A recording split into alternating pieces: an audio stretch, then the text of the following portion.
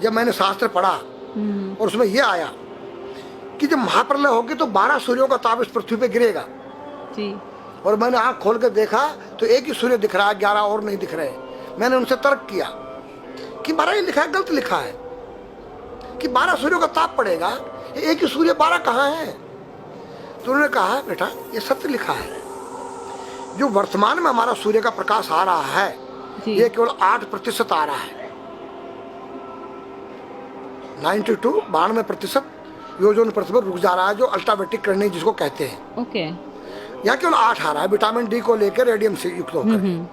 जब योजन पृथ्वी फट जाएगा, टूट जाएगा तो 12 96 डिग्री जब तापमान आएगा तो 12 सूर्यों का ताप पड़ेगा। ये पूरी पृथ्वी आग का गोला बन जाएगी। नागा का स्वरूप है जी, ये महादेव का स्वरूप है जी, एक बालक का स्वरूप है जी। बालक में क्या चीज नहीं होती है? निर्मल मन जन सो मोई पावा, मोये छल छिद्र कपट नहीं सुहावा। तो बच्चे के दिल के अंदर न काम है, न क्रोध है, न लोभ है, न मोह है, न मद है। और नंगा किस तेरी गोद में बैठ जाए, नंगा उसकी गोद में बैठ जाए।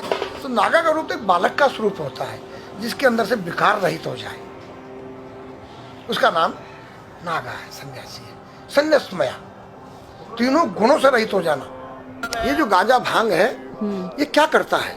तुम्हारी मनोशक्ति को जो है बुरे कामों से डरा देता है, या तो कोई यूज करके देखे। दारू जो है वो तुम्हारी मनोशक्ति को उत्तेजित करता है, पिछली बातों को याद दिलाता है। दूसरा तुम्हारी जो है भांग गांजा तुम्हारी काम वासना को जो है दबा देता है। तो नारी के नंगे स्वरूप को 5 व्यक्ति देख सकते हैं।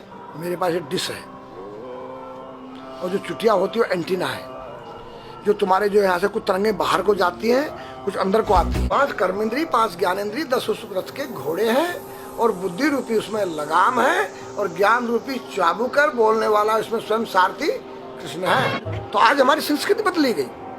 ये आज हमारे लड़के लोग खड़े होकर पेशाब कर रहे हैं, ये हमारी संस्कृति नहीं है। न मुसलमानों की संस्कृति है, न हिंदू की खड़े होकर पेशाब करना। जैसे अगस्त मुनि ने 3 चलू में समुद्र पी दिया। मैंने पूछा महाराज वो मामा जी का कितना बड़ा पेट था? वो पृथ्वी पे रहता था, क्या पृथ्वी से बड़ा था उसका पेट जो सारे समुद्र पी गया? मैंने कहा नहीं बेटा, वो एक साइंटिस्ट थे, उस काल के वैज्ञानिक थे। उन्होंने ऐसा केमिकल डाल दिया कि पानी के 2 भागों में बढ़ गया, H2O हो गया और वो आकाश में उड़ गया। आज का जो नौजवान है ये साइंसवादी है, ये हमारी भौतिकवादी और जो हमारी धार्मिक आध्यात्मिक बात को नहीं मानेगा। इसको तुम साइंस के द्वारा अध्यात्म को मनवाएगा तो मानेगा। जैसे मैं सूर्य को जल देख करके मैं हर बीमारी का इलाज कर देता हूँ। बताओ कैसे? कैसे बाबा? सूर्य उदय हो रहा है, ये जैसे सूर्य मान लो इसको जी, और मैं यहाँ खड़ा हूँ तो हम दोनों एक ही डिग्री पर हैं जी, सीधा। इसकी जो किरण आ रही है वो सीधी आएगी। जी, मैंने स्नान किया, जी, मेरा बदन गीला है जी, और मैंने तांबे के लोटे में जल भरा तो तांबा कॉपर है, कॉपर में जब जल भर दिया तो कॉपर वाटर हो गया। राइट। और मैं अपने सिर के ऊपर से गिराया जी, और सूर्य का प्रकाश उसमें विटामिन डी रेडियम को लेकर टकराया जी, तो क्या बनेगा? रेनबो बनेगा, इंद्रधनुष बनेगा, 7 कलर बनेंगे। जो हमारे 7 कहते सूर्य के 7 घोड़े हैं। अब उसमें जो हरा रंग है क्लोरोफिल का है, जो पत्तियों में पाई जाती है, विटामिन डी और रेडियम से लैस है। वो मेरे मस्तक पे, मेरी आँख पे, मेरे कंठ पे, मेरे हृदय पे, मेरे फेफड़े पे, मेरे लीवर पे, मेरे पित्त पे, मेरे आमाशय पे, मेरे गुर्दों पे जब वो गिरेगा क्या करेगा? ऐसे 6 रंग कलर और बचे हैं, बैंगनी है, ऑरेंज है, नीला है। तो ये क्या करेंगे? किस चीज़ के प्रतीक है? जब हरा रंग क्लोरोफिल का है और डॉक्टर कहता है हरी पत्तियां खाओ, सब्जियां खाओ, उसमें आपको आयरन मिलेगा। तो अब वो जो विटामिन डी से जो हरा रंग पैदा हुआ है सूर्य की किरण से कॉपर वाटर में, वो क्या करेगा? कोई वैज्ञानिक बताए तो सही मुझे। एक अमेरिका का चेला है, एक रूस का है, वो मेरे भक्त बने हुए हैं। हरिद्वार में क्या वो कोई जल दे रहा होगा सूर्य को, वो भी अपने ऐसे से फेंक रहा है, मैं बैठा देख रहा हूँ ये क्या कर रहा है। मैंने उसको बुलाया तो मैंने यही फार्मूला उसको समझाया। वो मेरा शिष्य बनेगा, बोला ओ ये तो साइंस। मस्तिष्क पर तिलक क्यों लगाते हो इस जगह पर? पहले लगता है पीला, फिर लगता है लाल, फिर लगता है सफेद। 3 कलर क्यों लगते हैं? काला क्यों नहीं लगता? चौराहे पे 3 बत्तियां हैं, जी देखा होगा जी। लाल क्यों है?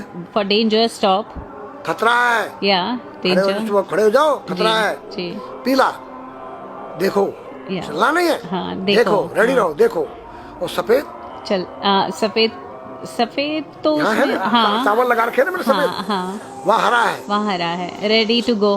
गो, या हरा गो है। जी। नहीं सफेद, अगर युद्ध हो रहा है, गोलियां चल रही है, सफेद झंडा लहरा दिया जाए, पीस, शांति का प्रतीक है। चावल ठंडा होता है।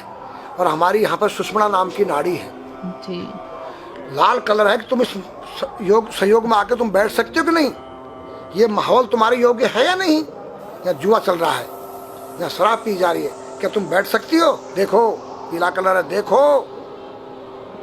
आना नहीं जाना नहीं, देखो, ओ खतरा है या ठीक नहीं है, चलो। और सफेद शांति, जी क्या यहाँ शांति है, बैठ सकते हैं। तो ये हमारी जो है संस्कृति में एक वैज्ञानिक है। जब हम खाते गैस बनती है, तो बिल्कुल। चावल जब पानी में भीगे बाद ठंडा हो जाता है, और हमारी सुषमना नाड़ी पर जब लग गया है तो उस नाड़ी को ठंडा करने लग गया है। उस नाड़ी से कोई गर्म गैस को ऊपर चढ़ने नहीं देगा। और हमारे सिर ब्रह्मांड में, हमारे सिर के अंदर कोई ऐसी वायु गैस जाकर तुम्हारे सिर को परेशान नहीं कर सकता है। तो मेरे पास जितने हमारे शास्त्र पुराण ग्रंथ हैं, ये साइंस है। मैं साइंस के द्वारा इन वैज्ञानिकों को समझा सकता हूँ और रगड़ा सकता हूँ। कहा जाता है कि नागा बाबा जो हैं वो कुंभ मेले के बाद विलुप्त हो जाते हैं, ऐसा कुछ है क्या? ऐसा नहीं, जैसे हम गंगोत्री धाम हिमालय में रहते हैं, जी वहाँ मुझे हिमालय पसंद आया। जी क्यों? कि तुम गर्मी से बचने के लिए तुम्हारे रूम में एसी लगी है, जी ठंडा पानी पीने के लिए तुम्हारे पास कृत्रिम जो है फ्रिज लगा है, जी हवा लेने के लिए तुम्हारे को पंखे या कूलर जो है कृत्रिम लगे हैं। लेकिन भोलेनाथ बाबा ने मेरे लिए नेचुरल एसी लगा रखी है, और नेचुरल फ्रिज लगाया है, नेचुरल पंखे लगे हैं। जो मैंने सब कुछ त्याग दिया, छाती में तो मैं कुछ लेके नहीं जा सकता हूँ, चाहे मेरे पास अरबों खरबों रुपया हो, जी खाऊंगा मैं उतना ही जितनी मेरी पेट के अंदर भूख है। पढ़ना लिखना ये तो सहज चातुरी, काम धैन मन बस करन गगन चढ़न मुश्किल। काम धैन मतलब अपने वीर्य को कंट्रोल करना, अपने मन को कंट्रोल करना, और अपने प्राण को ब्रह्मांड में यहाँ ले जाना। ये खोपड़ी क्या है? ब्रह्मांड है, उसको कहते हैं समाधि। इस सारे शरीर के प्राणों इकट्ठा करके इस ब्रह्मांड में मस्तिष्क में ले जाके बैठ जाना, जिसको ब्रह्मरंध्र कहते हैं, उस गुफा के अंदर। ये तीन वस्तु मुश्किल है, बाकी सब आसान है। अपरिग्रह मतलब उतना रखो जितना तुम्हें आवश्यकता है, अधिक मत रखो। अब तुम अष्टांग योग जो है पतंजलि लगा रहे हो, और व्यापार बिजनेस चालू है, मेरी दूध को ले लो, टूथपेस्ट ले लो, अब मेरा आयुर्वेदिक अंडरवियर आ गया है। मैंने बोला वो कैसा है कि मैंने गंगा जल में जड़ी बूटे के रस में धागे भिगोए थे तब बनाया था। और मेरा दावा है कोई कितना योग कर ले, कोई स्वस्थ नहीं रह सकता है। क्यों? खान पीन तुम्हारा केमिकल, वायु में तुम्हारा केमिकल, पानी में तुम्हारा केमिकल। अब जो तुम आरओ का पानी नहीं पी रहे हो, उसके पानी के गुण ही नष्ट हो गए सब।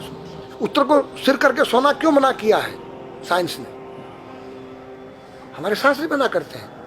हम उत्तर को सिर करके सोएंगे, दक्षिण को पैर करके। हम जब उठेंगे तो हमारी दृष्टि कहाँ? दक्षिण की तरफ जाती है। दक्षिण में यम का वास होता है।